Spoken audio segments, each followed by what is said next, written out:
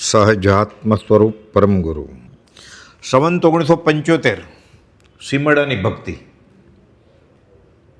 પ્રભુશ્રીજી કોઈ માધવ લ્યો, કોઈ માધવ લ્યો, જે ગોપીની વાત છે ને, રજોહરણ કમરમાં ખોચે છે, પાટ ઉપર ઊભા રહે, કૂદે.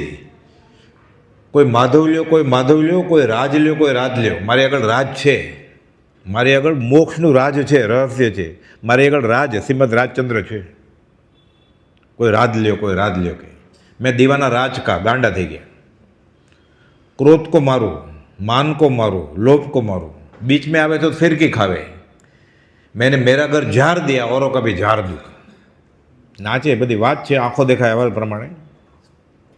આશાભાઈ સીમડાના પ્રમુખ, અગાસના પ્રમુખ હતા, દેહ છૂટી ગયો. એના સગ્ગા બેન એ કે હું હતી જુવાન.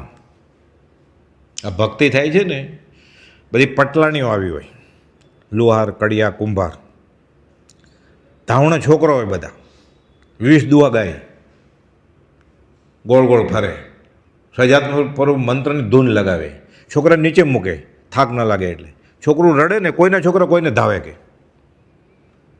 બધી જુવાને, કોઈનું છોકરું રડતું ઉભરીને ધવડાવે એટલે પાછું ચૂપ થઈ જાય, પછી મૂકી દે. કોઈના છોકરા કે રમઝટ કે.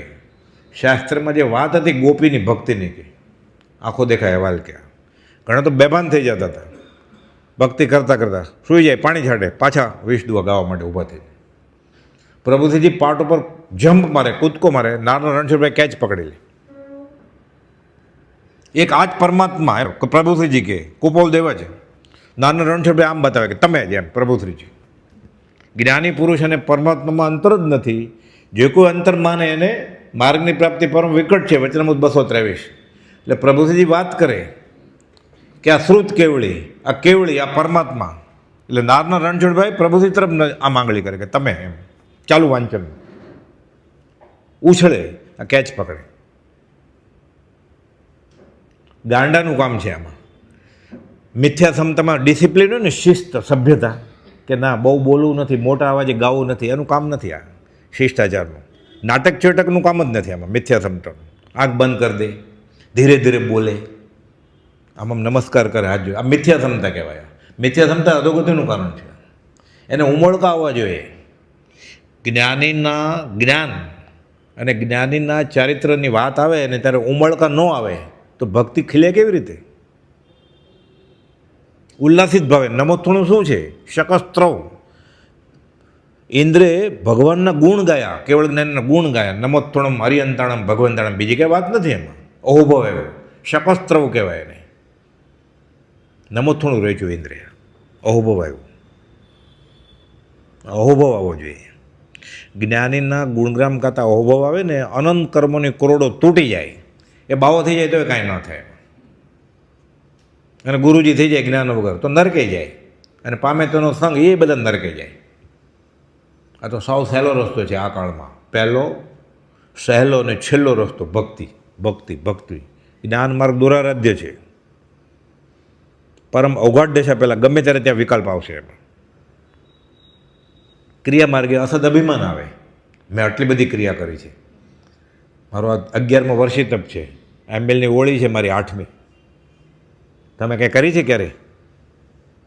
મેં આટલું દાન આપ્યું છે. તમે આપ્યું છે ક્યારે દાન? જ્ઞાન માર્ગ દુરારાધ્ય છે. ક્રિયા માર્ગમાં અભિમાન આવી જાય, અસદ અભિમાન આવી જાય. ખાલી ભક્તિ માર્ગ આ કાળમાં શ્રેષ્ઠ માર્ગ છે. વચનામૃત 693. બધું કુપોલદેવ કહી દીધું છે. ઘણા ઘણા પ્રકારે વિચાર કરતા, મનન કરતા અમને એમ લાગે છે, કુપોલદેવ કહે છે 201માં છેલ્લે પકડે. ક્યારે કહે છે? સાક્ષાત અનુભવ પ્રાપ્તિ આત્મા હાથમાં આવ્યો ત્યારે. માવદ 3 ગુરુવાર સંવંત 1947 સમકી શુદ્ધ પ્રકાશ રહે.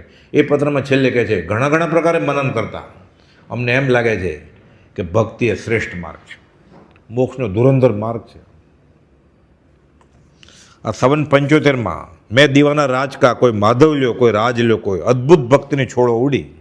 અને સંવંત 76માં પછી સીમડામાંથી સંદેશર આવે છે. કાર્તિકી પૂર્ણિમા પછી ચોમાસું પતી જાય ને, કાર્તિકી પૂનમે, એટલે સીમડાનું પતી ગયું. પછી પ્રભુશ્રીજી આવે છે.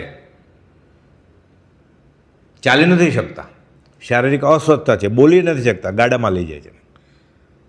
ત્યારે એવી જ ભક્તિની સમવસરણ રહેણે રચણ હોય, બધા ભેગા થયેલા દેશ પરદેશ મુંબઈના બધા ભક્તિ થાય છે. જીજીભાઈને ઉલ્લાસ આવ્યો કે લઘુરાજ આશ્રમ કરો, પૈસા આપે. પ્રભુશ્રીને કંઈ ધ્યાન જ નથી આપતા, એને જગ્યા આપી દીધી. પછી પ્રભુશ્રીએ દૂરંદેશી જ્ઞાનીની એક કઈ ક્રિયા, સંકિતની બધી ક્રિયા, ભવિષ્યનો પણ વિચાર કરે કે અહીંયા તો પ્રીતમનું ગામ છે, આ તો સંદેશર પ્રીતમનો આશ્રમ છે, અહીંયા બીજો શ્રીમદ રાજચંદ્ર આશ્રમ થાય, હરીફાઈ થાય ને, અહીંયા નથી કરવો કે. પછી અગાસમાં જગ્યા આપી. 72 વડવા આશ્રમ અને 74 4 વર્ષ પછી અગાસ આશ્રમ થયો. શ્રીમદ લઘુરાજ આશ્રમ, હું નહીં મારા ગુરુ શ્રીમદ રાજચંદ્ર નામ રાખો, બદલાવી નાખ્યું નામ, શ્રીમદ રાજચંદ્ર આશ્રમ અગાસ. આ 74 થયું. 74 પ્રભુશ્રીજી પછી જાય છે સનાવાદ, મધ્યપ્રદેશ, ઇન્દોર પાસે, MP. આત્મસિદ્ધિની ગાથાએ ગાથાએ નમસ્કાર શરૂ થાય ને આસોવદ એકમના, એ સનાવાદથી શરૂ કર્યા કે આજે શું છે, અમારો જન્મદિવસ છે કે આસોવદ એકમ, આજે શું છે, આત્મસિદ્ધિનો જન્મદિવસ. બાકી તો બધા જન્મ મરણ સરખું જ હતું ને. આ ખરો જન્મ આ કે આજે પરચુરણ લઈ આવ્યા બધા જૈનેતર હોય ને, બધા એક એક સિક્કો, એક એક ગાથાએ નમસ્કાર કરતા જાય, સિક્કો મૂકતા જાય. ગાથાએ ગાથાએ આત્મસિદ્ધિ નમસ્કાર આ 74 સનાવાદ મધ્યપ્રદેશથી શરૂ થયા. હવે બધે ચાલે છે. આ સવદ એકમ આવે એટલે જે મુમુક્ષમાં શક્તિ હોય અગાસમાં કરે છે, વડવામાં કરે છે, દેવલાલીમાં કરે છે, ઘણી જગ્યાએ કરે છે. ગાથાએ ગાથાએ 150 નમસ્કાર કર્યા અહોભાવ રૂપે. સહજાત્મ સ્વરૂપ પરમ ગુરુ.